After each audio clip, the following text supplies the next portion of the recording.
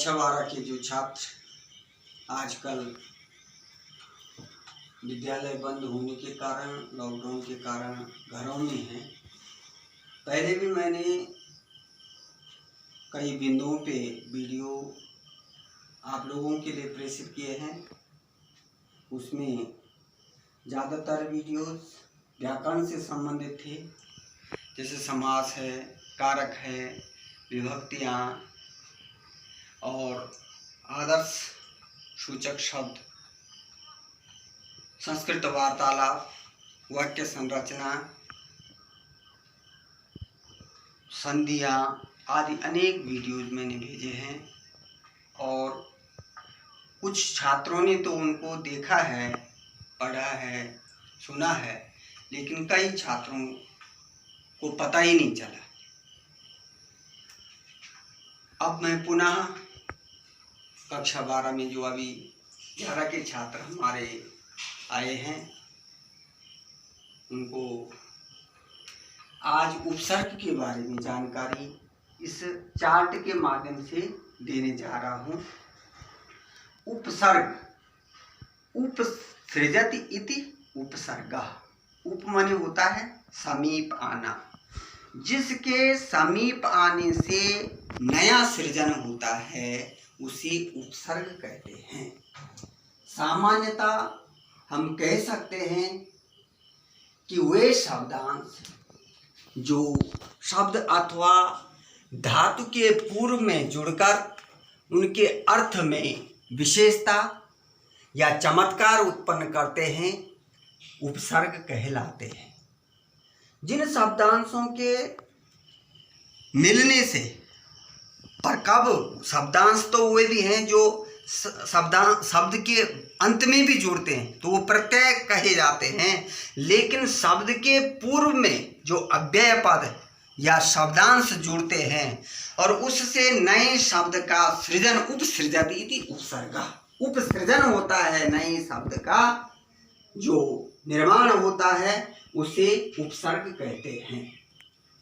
और इस सृजन से जो पहले के पदों का जो अर्थ है वो बदल जाता है और दोनों के मेल से एक नए शब्द का सृजन होता है, एक नए अर्थ का आविर्भाव होता है, एक चमत्कार शब्द में उत्पन्न होता है, उसे कहते हैं उपसर्ग।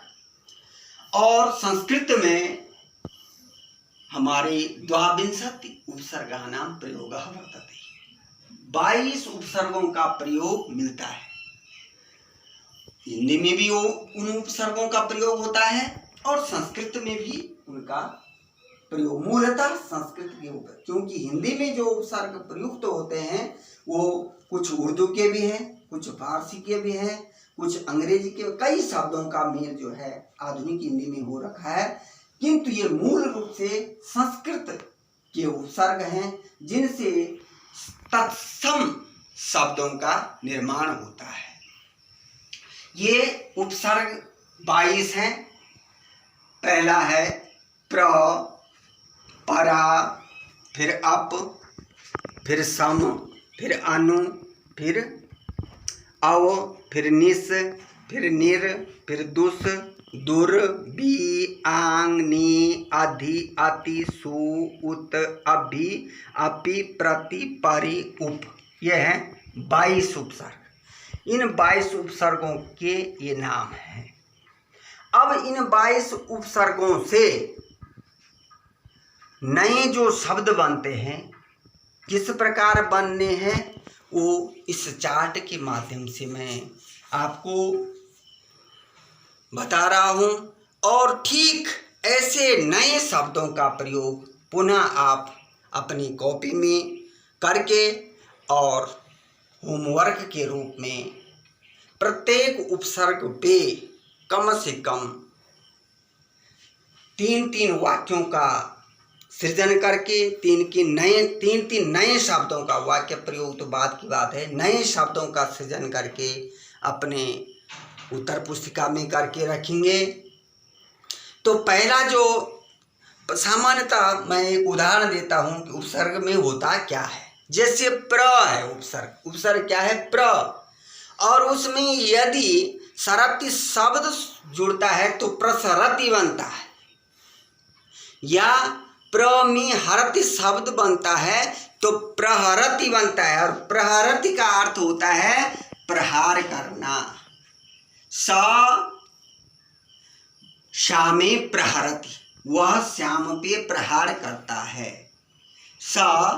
अश्वम प्रहरति, वह घोड़े पे प्रहार करता है। कुछ भी आप कई वाक्यों का निर्माण कर सकते हैं। तो प्र और हरति शब्द के मिलने से प्रहरति बना। उसी प्रकार वी उपसर्ग है, वी उपसर्ग में अगर हम हरति ही जोड़ेंगे तो बनेगा विहरति, और विहरति का मतलब होता है विहार करना। रमेशा उद्यानम विहरति, रमेश उद्यान में विहार करता है यानी घूमता है।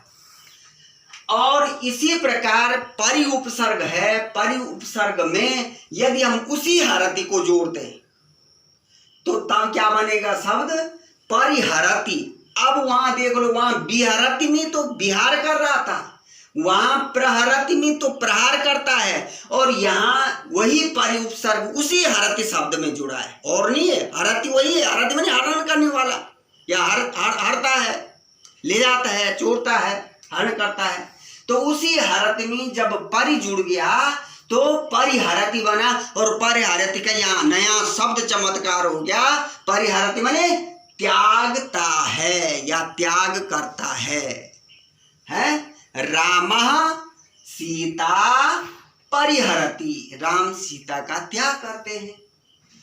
इसी प्रकार इसी हरति में यदि हम सम उपसर्ग, ये 22 के 22 उपसर्गों का प्रयोग एक ही शब्द में हो सकता है और उसका अर्थ भी अलग अलग होगा। ये उपसर्ग की विशेषता होती है, ये आपको ध्यान रखना है कि उपसर्ग में होता क्या है। ये अपने दिमाग में एक बार यदि आपने सही ढंग से इसको बिठा लिया तो आप अनेक शब्दों का प्रयोग कर सकते हैं, अनेक वाक्यों का निर्माण कर सकते हैं, और आप सुंदर संस्कृत का वाचन, संस्कृत भाषा का वाचन कर सकते हैं।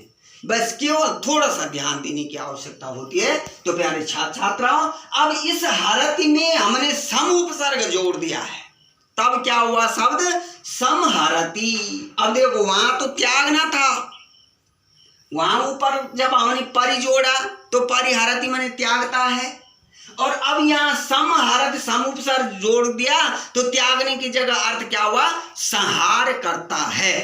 संहरति क्या करता है, समहरति, वह संहरति क्या करता है, संहार करता है। और इसी हरति में यदि हम आ जोड़ देंगे, आ समंता, आ उपसर्ग जोड़ देंगे तो तब क्या बनेगा आहरति। अब देखो वहां हरति हरण करता है, संहार करता है, विहार करता है, प्रहार करता है, और अब इसका अर्थ क्या हो गया आहरति, आहार करता है। सा ओदनम आहरति, सा करपट्टिकाम आहरति। तो एवं प्रकारेण उपसर्गानां प्रयोगम यदा कदा प्रत्येके शब्दे भवति येन प्रकारेण भविष्यति। तो अब इसी में आहरति में क्या है, हम अप उपसर्ग को जोड़ देते हैं। हरति शब्द देखो एक ही है लेकिन उपसर्ग हम अलग अलग लगा रहे हैं, और आप देख रहे होंगे कि उन अलग अलग उपसर्गों के प्रयोग से उसका अर्थ भी अलग हो रहा है, चमत्कार उत्पन्न हो रहा है। चमत्कार विशेषम वाक्येषु केन उपसर्गेण संजायते। किससे चमत्कार हो रहा है इन वाक्यों में या इन शब्दों में, इन उपसर्गों के प्रयोग से चमत्कार हो रहा है। तो यहाँ पे हमने अप का हरति किया तो तब क्या बना अपहरति।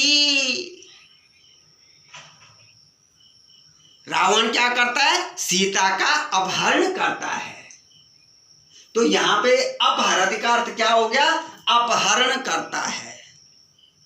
रावण सीता अपहरति, रावण क्या करता है, सीता का अपहरण करता है।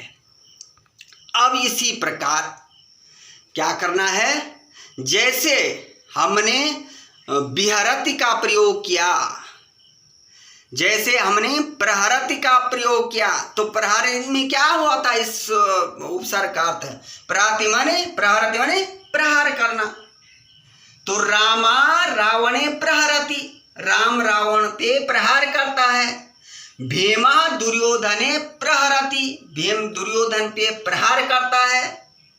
अब वो प्रहरति की जगह अगर हम बिहरति का वाक्य बनाएंगे तो युवराजा उपवने बिहरति, राजा का जो राजकुमार युवराज है वो क्या बागीचे में या उपवन में उद्यान में क्या करता है, विहार करता है।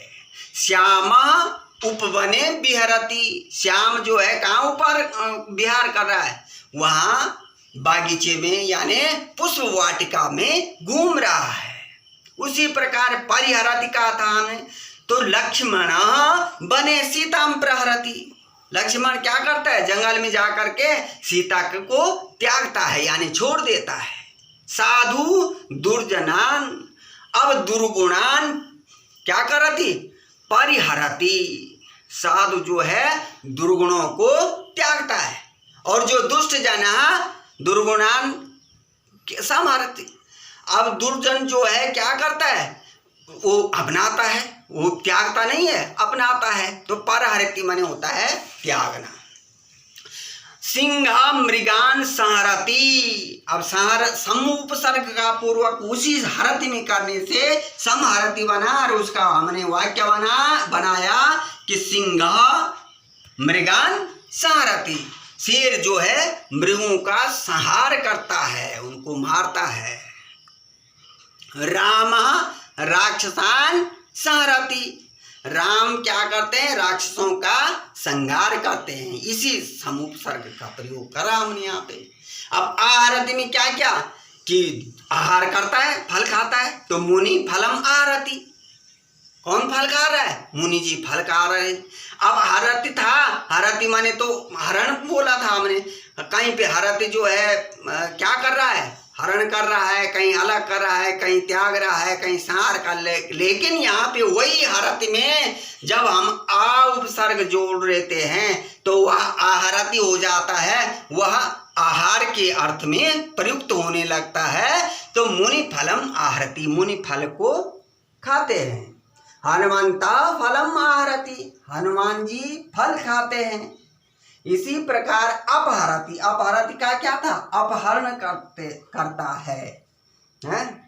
तो अपहरण करना जो है क्या है, अपहरति, रत्नाकर, जैसे जो रत्नाकर है यानी समुद्र है, तो यह रत्नाकर डाकू का नाम है।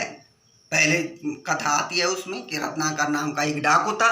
तो रत्नाकर क्या करता है, पथिकस्य धनम अपहरति, रत्नाकर जो है क्या करता है, पथिकों का, राहगीरों का धन अपहृत करता है। अब इसी प्रकार देख लीजिए, मैं छोटे छोटे रूप में प्रत्येक उपसर्ग का शब्द बना रहा हूं कि प्र उपसर्ग, प्र मनी उसका जो अर्थ है वो है अधिक या उत्कर्ष। अब उससे जो शब्द बनेंगे, प्र में प्रसाद शब्द भी बनेगा, प्रसिद्ध भी बनेगा, प्र और सिद्ध शब्द जोड़ के प्रसिद्ध बनेगा, प्र और साद जोड़ के प्रसाद बनेगा, प्र और कल्प जोड़ के प्रकल्प बनेगा और प्र और सार मिला के प्रसारः, प्रसारम, प्रकल्पः, प्रसिद्धः, प्रसादः, प्रचारकः, प्रभावः, भाव शब्द में प्रा जोड़ा तो प्रभाव, प्र शब्द में योग जोड़ तो प्रयोगः हो गया है। एवं इस प्रकार से आपने इनके शब्द भी इनके क्या बनाने हैं, इनके वाक्य बनाने हैं इनसे, जैसे अभी आपको बताया गया है। इसी प्रकार परा शब्द से, परा माने होता है निषेध करना, विरोध करना। अब उसमें पराधनभव, पराभव शब्द बनेगा, पराक्रमः शब्द बनेगा, पराजयः शब्द बनेगा, पराश्रयः शब्द बनेगा, है पराकाष्ठा शब्द बनेगा। तो इस प्रकार से इस उपसर्ग का प्रयोग। अब अप उपसर्ग है, अप माने होता है जो अप है वो हीनता का वाचक है, न्यूनता का वाचक है। तो यहाँ पे अपकारः, कार और अप जोड़ करके अपकारः, मान में अप जोड़ दिया तो अपमानः, वाद में अप जोड़ दिया तो अपवादः, यश में अप जोड़ दिया तो अपयशः, और शब्द में अप जोड़ दिया तो अब शब्दा। उसी प्रकार सम उपसर्ग है। सम माने होता है अच्छा, अच्छा माने भली प्रकार से।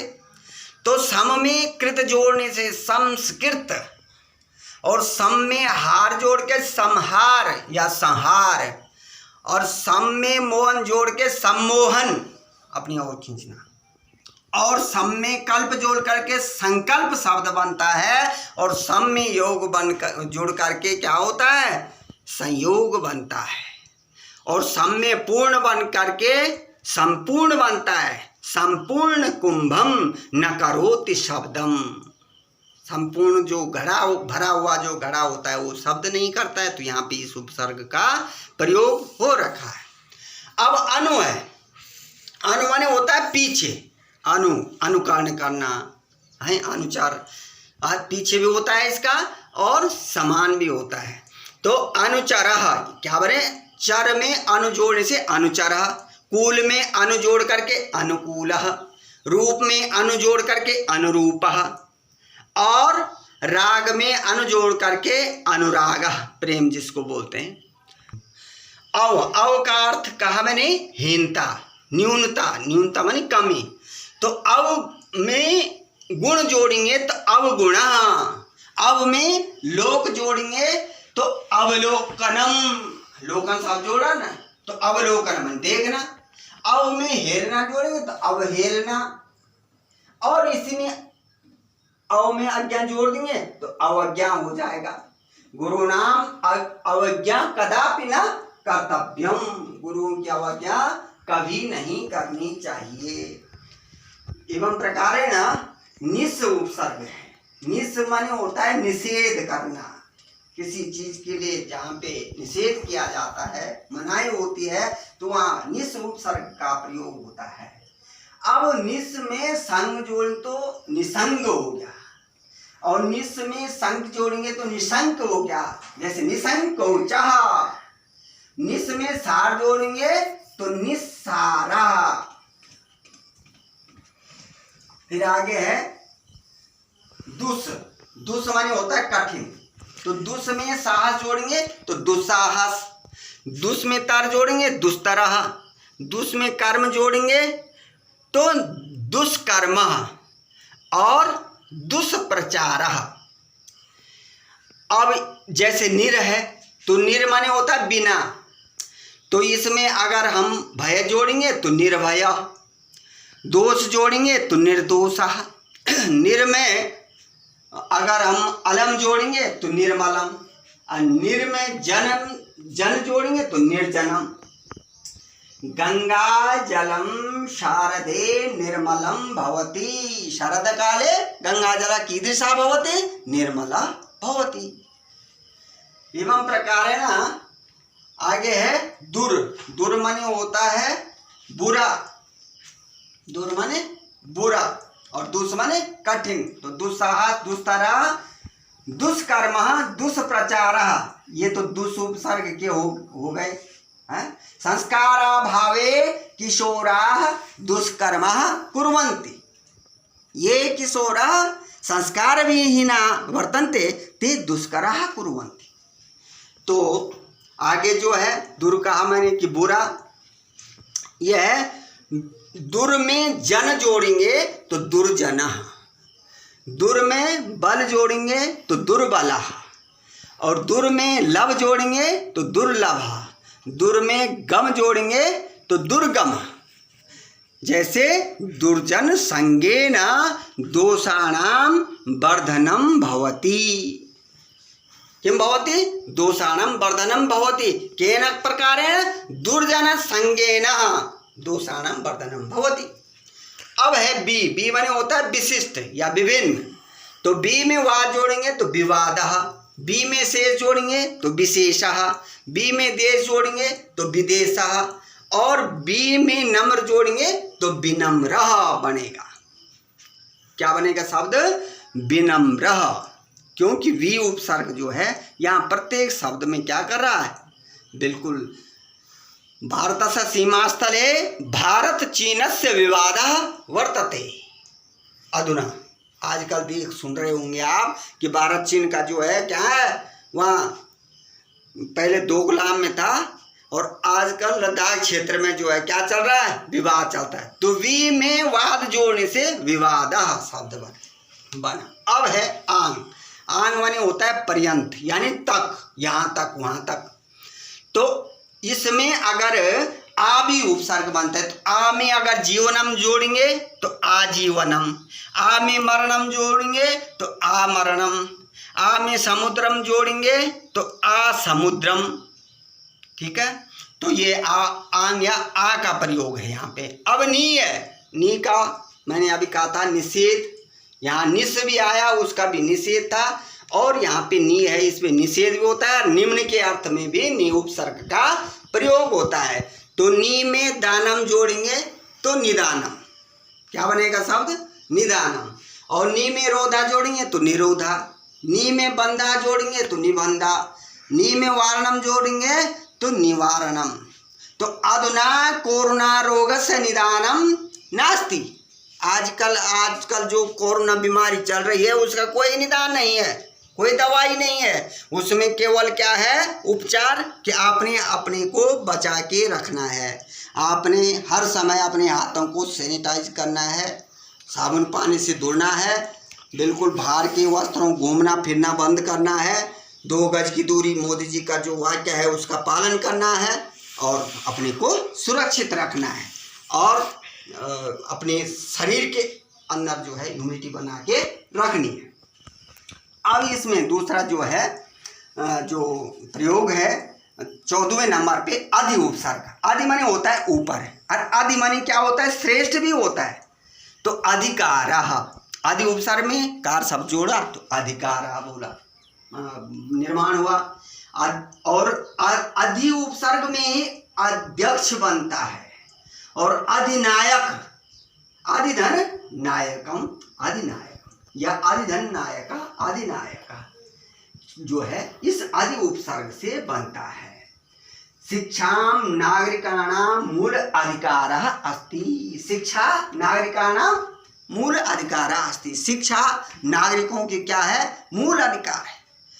हमारा अधिकार है शिक्षा को प्राप्त करना। इसलिए आजकल यदि विद्यालय बंद है तो घर में इन वीडियोज के माध्यम से, पुस्तकों के माध्यम से या स्वाध्याय के माध्यम से हम अपनी शिक्षा को बढ़ा सकते हैं। क्योंकि महामारी आपदा जो राष्ट्रीय आपदा है इसके कारण इसमें अवरोध हुआ है, पर हमारा अधिकार शिक्षा को ग्रहण करना है, इसलिए हम उस अधिकार को लेते रहेंगे, अपने अधिकारों को का प्रयोग करते रहेंगे। अब है 15वें नंबर पे अति। अति माने होता है अधिक।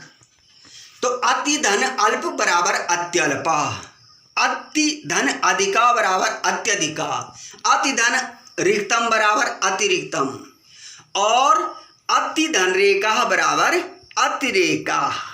तो जैसे उद्याने अत्यधिकः वृक्षाः सन्ति, आपणे अनेके जनाः सन्ति। तो इस प्रकार इसका प्रयोग हो सकता है। अब है सु माने होता है अच्छा।